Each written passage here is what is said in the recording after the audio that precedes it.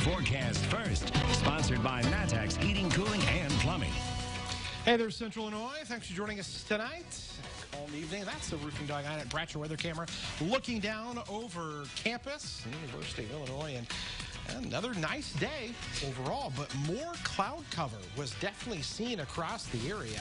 And yeah, you're seeing a little bit of that green showing up here. Some light rain showers in southern Illinois. A lot of that not actually reaching the ground, some pretty dry air in place, but more than anything, we did see the residual cloud cover from a system tracking to our south. Temperatures today weren't too bad. We're still in the upper 30s in Champaign, 43 in Effingham and in Springfield. And as we go throughout the rest of this evening, we'll find those temperatures only falling back down to the low 30s by 11 o'clock. It's not going to be as chilly as some of the few mornings have been. When we come back, a little bit more of a deeper look into the weekend forecast, how it shapes up, so stick around. WCIA 3 News starts right now. Now on WCIA 3 News. Some U of I students have to find a place to stay after a fire. Why crews say fighting it came with unique challenges. Plus, state fire officials are warning you about fire risks over the holidays. What to know to keep your family safe. And we told you about long wait times for COVID test results, how the state is working to get them back to you faster. You're watching your local news leader. This is WCIA 3 News at 5. Well, at about 3 a.m., I woke up to a fire alarm. That was the start of the day for people living in a high-rise in Champaign. The 14-story building was evacuated for a fire. Good evening. I'm Paul Cicchini. And I'm Jennifer Roscoe. It happened on South 4th Street by John. Buildings of that size can be a challenge for firefighters. WCIA 3's Courtney Bunting is live outside the building now. And Courtney, from there, it really looks like nothing happened. That's right, Jennifer. From this angle, it does, and that's because the fire started on the roof of this building, and it actually ended up damaging two of the apartments underneath the roof on the 14th floor, on the top floor of this building. Now, most of that damage was water damage. You could actually see crews working most of today to clean that up and restore it. They just took off a few minutes ago, and I talked to some students who live here, and they told me the fire alarm goes off quite a bit here for various reasons, but this morning they quickly realized this was an emergency. There was a bunch of smoke in the hallway. Not too bad. I could breathe fine. I couldn't see a fire, but I saw the firefighters rushing in. They start looking around. Everyone's staying around. There's a lot more fire trucks than usual out here when the alarm goes off. And then we look up to the roof, and they see black smoke coming off the top of it. Fire truck ladders can't reach up to where this fire was on the roof of this 14-story building. Luckily, the building had places where crews could connect their hoses. It also has an intercom system, so that helps fire crews in certain cases where they can communicate with people inside the building.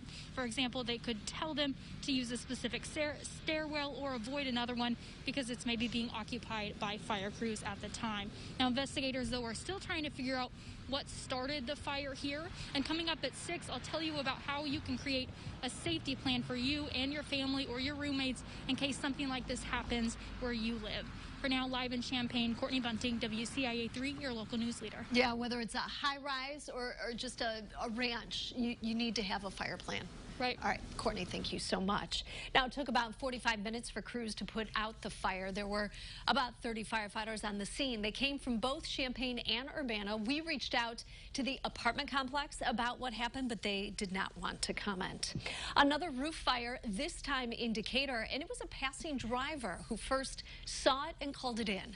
It happened yesterday on North MLK Junior Drive near Johnson Avenue.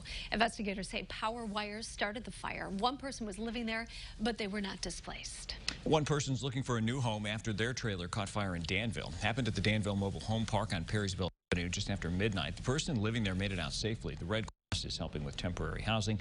The cause of that fire is under investigation. If you're decorating for the holidays, the state fire marshal is asking for you to play it safe. It's launching a campaign to keep the wreath red for every death caused by a home decoration fire. It's changing a bulb on the wreath from red to white. Since Tuesday, there have been 4 deaths. Last year, there were 15 during the holiday season. That white light bulb represents a person. That is someone's dad, their mother, their father, their uncle. It could be your neighbor. It could be your best friend. So that's why it's so important during the holiday season that you keep fire safety in mind. Check those smoke detectors. make sure that you're using the proper steps when you're decorating for the holidays.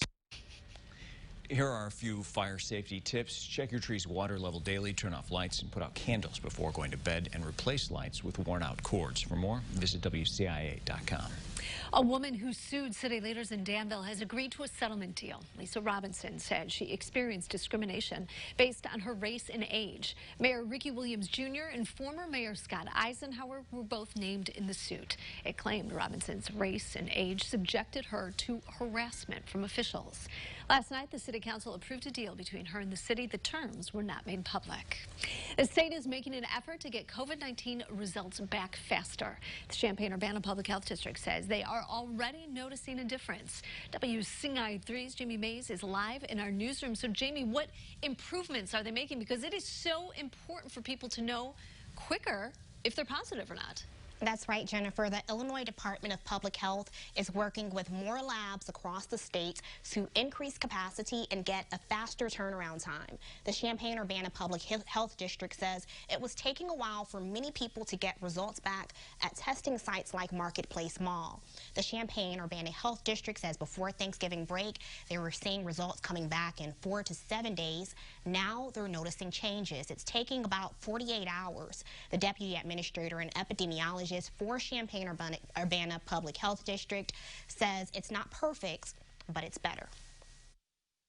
That is the biggest advantage of testing and having a result fast, is to be able to put people in isolation so that they are not infecting others when they are the most infectious. When you go to Marketplace Mall for testing, you can get results back if you sign up electronically. They say they have noticed more people get them back faster if they sign into that electronic portal. Live in the newsroom, Jamie Mays, WCIA 3, your local news leader. All right, some good news there, Jamie. Thank you so much. Now, Carl Hospital says they have also made some changes to improve the testing experience. They're offering more locations for pre-procedure patients to get tested. They're letting patients use phones to register for the test when they go in through the drive-thru. They also have self-service testing. Champaign churches are offering free COVID testing this month. Mount Olive Missionary Baptist Church, Salem Baptist Church, Pilgrim Missionary Baptist Church, and the Church of the Living God are all offering free testing. It's being done by the University of Illinois on December 13th from 1 to 4. Organizers say they hope that this will help control the spread of the virus. At least they'll know around the holiday season whether they have COVID. They may be asymptomatic, and we certainly don't want anybody that is asymptomatic to be taking the infection to their family unknowingly. It's not just a church event. It's for everyone in the community, for people that haven't gotten tested, perhaps those that proximity hasn't allowed them to get tested. It's not just the drive up, walk up, crawl up, whatever you got to do. We're just trying to give people another option to help keep themselves and their families safe. Testing is happening in the parking lot of Mount Olive Missionary Baptist Church. People will also have the option of getting a flu shot if they need it.